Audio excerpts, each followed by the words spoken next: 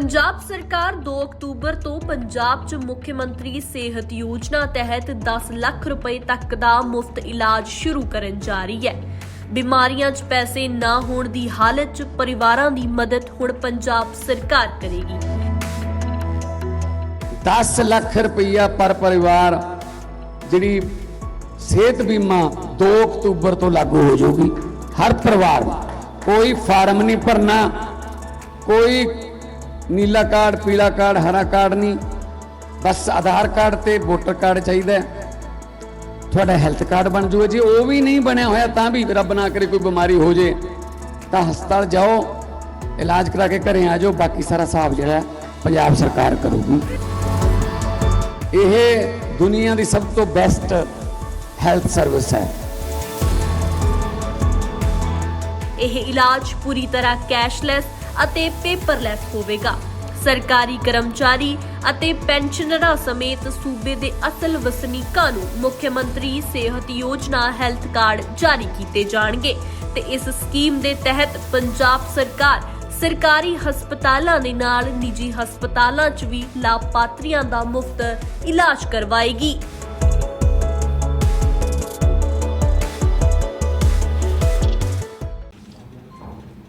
Crime branch eastern range 1 की team ने एक फेक वीज़ा रैकेट को बस्ट किया है, जिसमें 2 मैन एक्यूज को पकड़ा है और एक वेल प्लान्ड कंस्पायरेसी के तौर पर एक वीज़ा रैकेट कुछ लोग चला रहे थे, उसको बस्ट किया है। जो प्रेजेंट केस है उसमें टोटल 19 विक्टिम है, 2 गर्ल है और 17 बॉयज़ है जो कि नेपाली सिटीजन है। और दिल्ली में जुलाई 2025 से वीज़ा के डिजायर में वीज़ा उनको मिल जाएगा उसकी इच्छा लेके आए थे। उनके साथ अराउंड इंडियन करेंसी में 70 लाख रुपए की चीटिंग की है। जो अक्यूज है इसमें वो इंडियन सिटीजन है और लंबे टाइम से इस टाइप की हरकत कर रहे थे, इस टाइप की एक्टिविटी में इन्वॉल्व थे।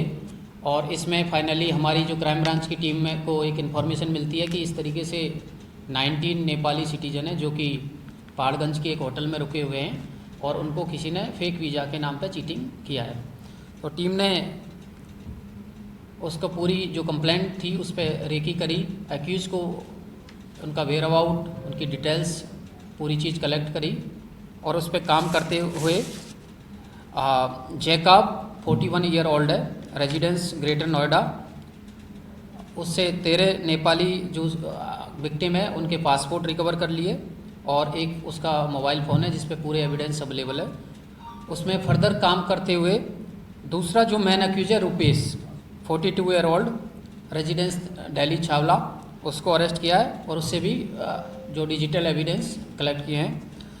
इनका जो मॉडस ऑपरेंडी था उसमें ये जनरली जो नेपाली सिटीजन्स को ही टारगेट करते थे, जिनको बाहर के किसी भी दूसरे कंट्री में वर्क वीज़ा एम्प्लॉयमेंट चाहिए था, उसको अपने ये इनके जो नेपाल के कॉन्टैक्ट थे उसके बेसिस में उनको उनके टच में आते थे, उनको कुछ फेक वीज़ा या वर्क परमिट दिखाते थे और उसके बाद अपने एक उनसे इनिशियल पेमेंट लेते थे, फिर फर्दर पेमेंट लेके उनको इंडिया बुलाते थे और इंडिया में जैसे वो आ जाते थे उनको एक फेक वीज़ा देके उनके पासपोर्ट जो ओरिजिनल है अपने पास रख लेते थे और विक्टिम इंडिया में कुछ टाइम रहता था, उसके बाद हार थक के वापस नेपाल चले जाता था। तो एक वेल प्लान्ड कंस्पायरेसी के तौर पर ये लोग करते थे।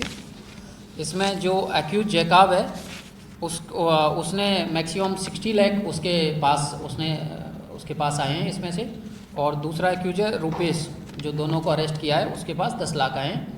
इसमें जो इन्होंने जो इनको प्रोवाइड किया है जो वीज़ा वो एक कंप्यूटर एडिटेड वीज़ा है जिसको 2 और एक्यूज है सचिन एंड जॉर्ज, उसने एडिट करके इनको दिया है।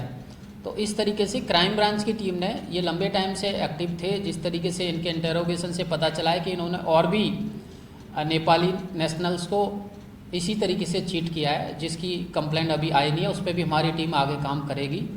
तो एक पूरी एक गैंग है जो कि काफ़ी टाइम से एक्टिव थी, उसको बस्ट किया है। सर इनके कन्विक्शन से कितने लोगों को पता चला कि जिनको इन्होंने चीट किया है, पुलिस तो ये कोई नहीं बाकी हो? देखिए 19 तो ये लोग हैं जिनको चीट किया है। इसके अलावा जो इनसे पता चला इनके इंटरोगेशन में कि पहले भी नेपाली इस तरीके से नेपाली सिटीजन्स को ये चीट कर चुके हैं। वो बेचारे इंडिया आए, इंडिया में उनका ओरिजिनल पासपोर्ट ये लोग रख लेते हैं। जनरली इनकी मॉडस ऑपरेंडी में ओरिजिनल पासपोर्ट अपने पास रख लेते हैं। तो विक्टिम आता है, दिल्ली में आएगा, स्टे करेगा और थक हार के वापस चले जाता है। अपना पैसा खर्च होता है होटल में रुकने का। प्रेजेंट केस में भी जो विक्टिम है वो जुलाई से दिल्ली में रुके हुए हैं कि उनको वीज़ा मिलेगा। फिर ये लोग एक फेक वीज़ा देते हैं, वो एम्बेसी के काउंटर पर चेक करते हैं तो फेक होता है वो वीज़ा, कोई ऐसा वीज़ा लगा नहीं है। सर बेसिकली सिर्फ नेपाल के लोगों को ही टारगेट करने के पीछे कारण? देखिए जो जैकब है वो नेपाली उसको आती है और नेपाल में उसके काफ़ी कॉन्टेक्ट्स हैं। तो जनरली जो लेबर का बहुत सारा जो कंट्री है यूरोप के जैसे और भी, उनमें लेबर के रूप में नेपाल से काफ़ी लोग जाते हैं। तो ये उनके कांटेक्ट में ऑलरेडी है वहाँ के कुछ एजेंट्स के जो कि इसमें काम कर रहे हैं, जिनमें 1-2 आइडेंटिफाइड है। हमारी टीम उस पर भी काम करेगी। तो उनको ये पैसा उनसे मतलब उनसे अपने अकाउंट में या हवाला किसी भी चैनल से पैसा मंगा लेते हैं। उसके बाद में नेपाली सिटीजन को टारगेट करने का रीज़न है कि वो इंडिया आते हैं, उनको इंडिया आना अलाउड है। उसके बाद उनका अगर वो पासपोर्ट अपने पास रख लेंगे तो वो कंप्लेंट भी नहीं दे पाएगा। तो इस तरीके से नेपाली इसको पता है किस तरीके से वहाँ ऑपरेट करते हैं।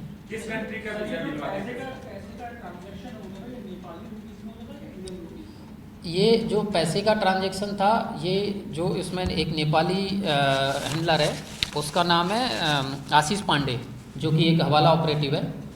और उसको ये लोग अलग अलग अकाउंट में नेपाली रुपीज़ में पैसा डालते थे, जो कि बाई कैश रुपेश दिल्ली में रिसीव करता था इनसे और आगे कैश में रुपेश अपने पास रखता था और जैकब को देता था। आशीष की तलाश हो रही है या पकड़ लिया? आशीष नेपाली सिटीजन है, उसकी हम तलाश कर रहे हैं। मतलब नेपाली सिटीजन है तो उसकी प्रॉपर जो भी एक्शन होगा वो करेंगे। कब से चीट कर रहे हैं और कोई अमाउंट की लगभग इतना इन्होंने चीट कर दिया है? देखिए इस केस में जैसा मैंने पहले बताया 70 लाख का हमारे पास एविडेंस है इसमें प्रॉपर तरीके से जो इन्होंने किया है और इन्होंने इंटरोगेशन में एक्सेप्ट किया है। इसके अलावा जो इन्फॉर्मेशन है उसमें अलग अलग केसेस की है कि पहले भी किसी 1-2 केस में उसमें 4 लाख रुपए इन्होंने लिए।